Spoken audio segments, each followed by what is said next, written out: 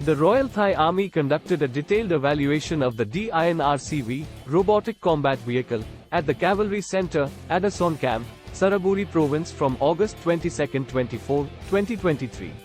Defense Technology Institute, DTI, introduced this advanced tactical robot prototype to the Thai military. D-Iron's design inspiration comes from the THeMIS UGV by Milrem Robotics. Milrem Robotics Estonia delivered D-Iron RCV to DTI Thailand roughly 18 months prior. Features of D-Iron include a remote weapon station, RWS, the R400 SMK2 HD turret from Electro-Optic Systems, EOS, Australia, and a Northrop Grumman M230 LF 30mm machine gun from the US.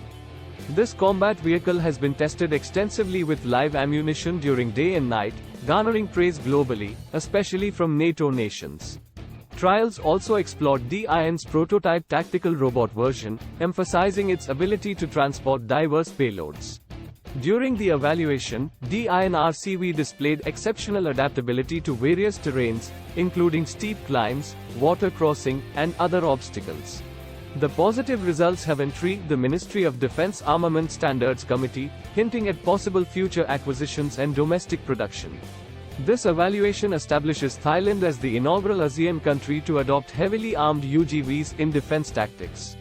Both the D-Iron RCV and the THeMIS UGV signify a major advancement in defense tech, equipping the Royal Thai Army with modernized warfare tools. That's all for today. To stay up to date OAI plus military developments, don't forget to subscribe.